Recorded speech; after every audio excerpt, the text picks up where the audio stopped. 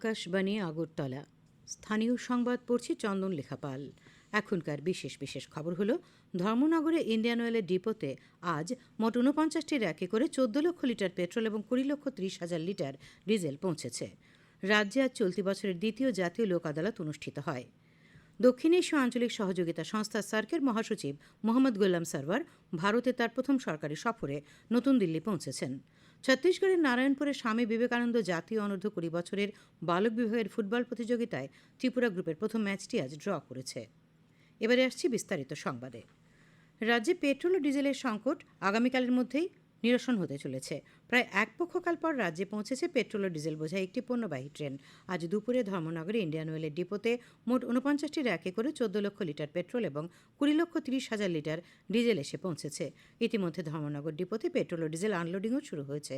Indian অয়েলের স্থানীয় কর্তৃপক্ষ জানিয়েছেন, আশা করা যাচ্ছে আজ রাতের মধ্যে ট্যাঙ্কারে পেট্রোল ও ডিজেল লোডিংয়ের কাজ শুরু করা যাবে। এদিকে আজ রাতেই ধর্মনগরে এসে পৌঁছবে আরও একটি পণ্যবাহী ট্রেন।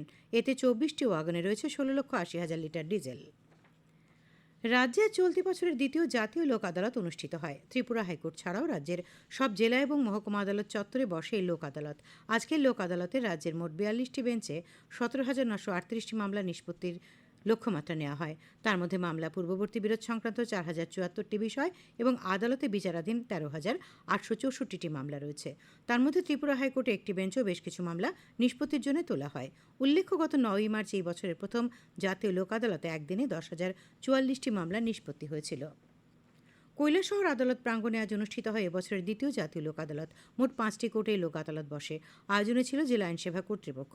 আজকের লোক আদালতে মোট ৬১৬টি নিষ্পত্তিযোগ্য মামলার নিষ্পত্তি হয়েছে বলে জানিয়েছেন জেলা আইনসেবা কর্তৃপক্ষের সচিব বিচারক দীপা ভট্টাচার্য। জরিমানা বাবদ সংগৃহীত হয়েছে ২,০৮,৫৭০ টাকা। মামলার মধ্যে ছিল অনাদায়ী ব্যাংক ঋণের মামলা, দাম্পত্য বিরোধ, মোটরযান সংক্রান্ত ক্ষতিপূরণের মামলা, ত্রিপুরা পুলিশ আইনের নিষ্পত্তিযোগ্য মামলা ইত্যাদি। উল্লেখ্য, আইনসেবা কর্তৃপক্ষ আইন ১৯৮৭ অধীনে লোক আদালতকে বিধিবদ্ধ মর্যাদা দেওয়া হয়েছে। ঊনকোটি জেলার অতিরিক্ত জেলা ও দায়রা জজ অমরেন্দ্র কুমার সিং জানান, দ্রুত ও সহজে নিষ্পত্তিযোগ্য মামলার সম্মানজনক মীমাংসার জন্য লোক আদালতের আয়োজন। সিপাহীজলা জেলার বিশালগড় সোনামুড়া আদালত চত্বরে আজ দ্বিতীয় জাতীয় লোক আদালত অনুষ্ঠিত হয়। সিপাহীজলা জেলা আইনসেবা কর্তৃপক্ষের উদ্যোগে আয়োজিত এই লোক আদালতে দুটি আদালত চত্বরে ৩টি করে মোট ৬টি বেঞ্চ বসেছিল। সোনামুড়া আদালতে মোট ১,৪৫৪টি মামলা এবং বিশালগড় আদালতে ২,১১৯টি মামলা নিষ্পত্তির জন্য তোলা হয়। সকাল থেকে শুরু হয় এই লোক আদালতের কাজ। মামলা নিষ্পত্তির উদ্দেশ্যে লোক আদালতে আসা মানুষের উপস্থিতি ছিল লক্ষণীয়। মুখ্যমন্ত্রী অধ্যাপক ড মানিক সাহা আজ লোকসভা নির্বাচনের প্রচারে পশ্চিমবঙ্গের বীরভূমের বিজেপি প্রার্থী দেবতনু ভট্টাচার্যের সমর্থনে একটি নির্বাচনী র্যালিতে অংশগ্রহণ করেন। র্যালিতে অংশ নিয়ে মুখ্যমন্ত্রী বর্তমান পশ্চিমবঙ্গ সরকারের বিরুদ্ধে বিভিন্ন অনিয়মের অভিযোগ করেন। এই সমস্যা নিরসনে তিনি যুব সমাজকে এগিয়ে আসার আহ্বান জানান। সিপিআইএম রাজ্য সম্পাদক জিতেন্দ্র চৌধুরী আজ আগরতলায় এক সাংবাদিক সম্মেলনে অভিযোগ করেছেন, রাজ্যে বর্তমানে বহুমুখী সংকট চলছে। রাজ্যে এখনও পর্যন্ত তেমন কোনো ঝড় বৃষ্টি বা প্রাকৃতিক বিপর্যয় ঘটেনি, কিন্তু রাজ্যের বিভিন্ন অংশ সামান্য ঝড় বৃষ্টিতে ৬-৭ দিন যাবৎ বিদ্যুৎ বিচ্ছিন্ন হয়ে যাচ্ছে। চলছে পানীয় জলেরও সমস্যা। এই পরিস্থিতি মোকাবেলায় রাজ্য সরকারের কোনো ভূমিকা নেই বলে অভিযোগ করেন তিনি বলেন, আজ আগরতলায় সিপিআইএম রাজ্য সম্পাদক মণ্ডলীর এক সভা হয়েছে। সভায় রাজ্যের উদ্ভূত পরিস্থিতি নিয়ে আলোচনা হয়। সভায় সিদ্ধান্ত হয়, সিপিআইএম দলের উদ্যোগে ১৩ থেকে ১৮ মে সপ্তাহব্যাপী রাজ্যের বিভিন্ন স্থানে বিক্ষোভ প্রদর্শন এবং ডেপুটেশন দেওয়া হবে। আগরতলায় আগামী ১৪ মে বিক্ষোভ প্রদর্শন করা হবে এবং প্রশাসনের কাছে ডেপুটেশন প্রদান করা হবে বলে শ্রী চৌধুরী জানান। খবর প্রচারিত হচ্ছে আকাশবাণীর আগরতলা কেন্দ্র থেকে। শ্রোতা বন্ধুরা, আকাশবাণীর সংবাদ সহ বিবিধ খবরের বিস্তৃত আপডেট পেতে লগ ইন করুন www.newsonair.com এবং নিউজ অন এয়ার অ্যাপ এবং টুইটার অর্থাৎ এক্স প্ল্যাটফর্মে। আপডেট পেতে দেখুন আকাশবাণী নিউজ আগরতলা, ফেসবুকে এআইআর নিউজ আগরতলা এবং ইউটিউবে এআইআর নিউজ আগরতলা। দক্ষিণ এশীয় আঞ্চলিক সহযোগিতা সংস্থা সার্কের মহাসচিব মোহাম্মদ গোলাম সারওয়ার ভারতে তার প্রথম সরকারি সফরে নতুন দিল্লি পৌঁছেছেন। সামাজিক মাধ্যমে বিদেশ মন্ত্রকের মুখপাত্র রণধীর জয়সওয়াল বলেছেন যে এটি দক্ষিণ এশিয়ার সহযোগিতা আরও জোরদার করার একটি সুযোগ। মোহাম্মদ সারওয়ার ভারতে ৫ দিনের সফরকালে একাধিক বৈঠক করার কথা রয়েছে। বিদেশ মন্ত্রক সূত্রে জানা যায়, মোহাম্মদ সারওয়ার পররাষ্ট্র প্রতিমন্ত্রী ড রাজকুমার রঞ্জন সিং, পররাষ্ট্র সচিব বিনয় মোহন কোয়াত্রা সহ অন্যান্যদের সঙ্গে সাক্ষাৎ করবেন। তিনি সার্কের ভবিষ্যৎ বিষয়ে তৃতীয় শক্তি সিনহা স্মারক বক্তৃতা প্রদান করবেন এবং দক্ষিণ এশীয় বিশ্ববিদ্যালয় পরিদর্শন করবেন। প্রধানমন্ত্রী তথা বরিষ্ঠ বিজেপি নেতা নরেন্দ্র মোদী আজ সন্ধ্যায় ওড়িশায় ভুবনেশ্বরে পৌঁছন। তিনি আজ ভুবনেশ্বরে একটি রোড শোতে নেতৃত্ব দেন। আগামীকাল তিনি কান্ধামাল, বালাঙ্গীর এবং বারগড় লোকসভা সংসদীয় এলাকায় 3টি নির্বাচনী জনসভায় ভাষণ দেবেন। ধর্মনগরের কদমতলা ব্লকের কদমতলা বাজার মসজিদে আজ এ বছরের উত্তর জেলার হজযাত্রীদের সম্বর্ধনা জানানো হয়। কদমতলা বাজার মসজিদ কমিটি এবং কদমতলা বাজার কমিটির পক্ষ থেকে জেলার ২১ জন হজযাত্রীকে সম্বর্ধনা জানানো হয়েছে।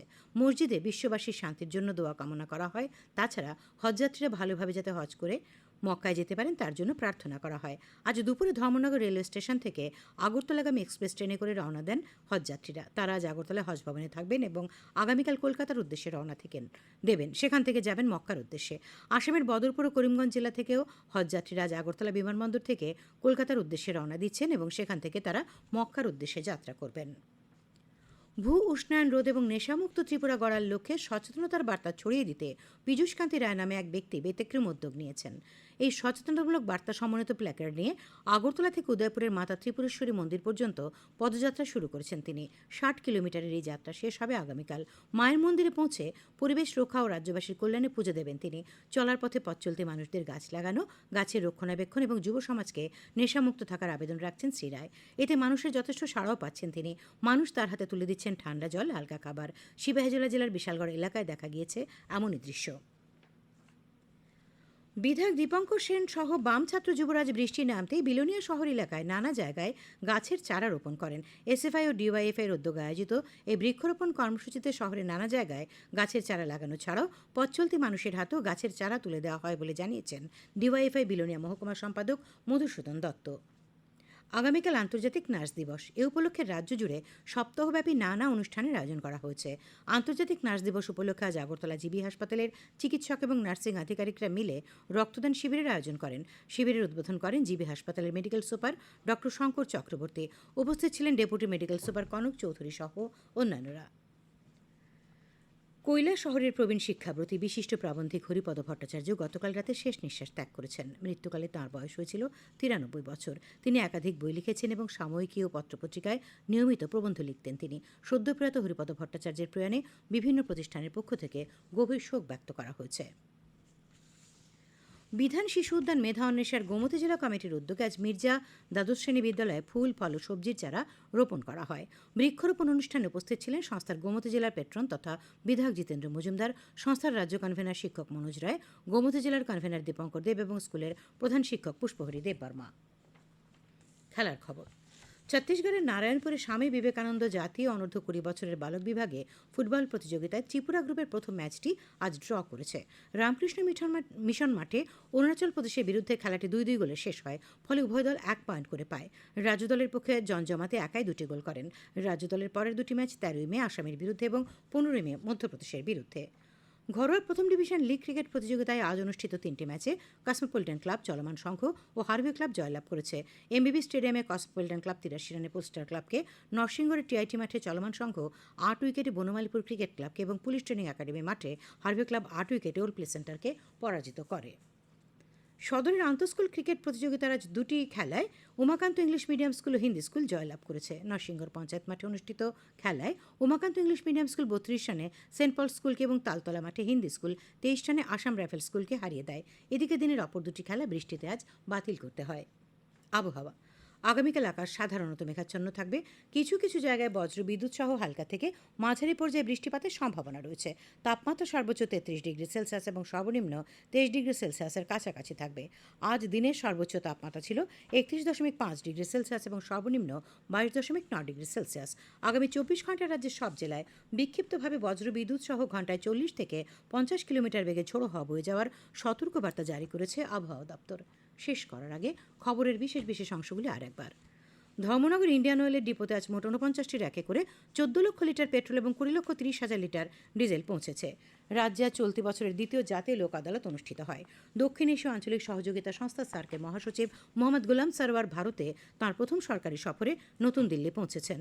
ছত্তিশগড়ের নারায়ণপুরে স্বামী বিবেকানন্দ জাতীয় অনূর্ধ্ব ২০ বছরের বালক বিভাগে ফুটবল প্রতিযোগিতায় ত্রিপুরা গ্রুপের প্রথম ম্যাচটি আজ ড্র করেছে। স্থানীয় সংবাদ আজকের মতো এখানেই শেষ হলো।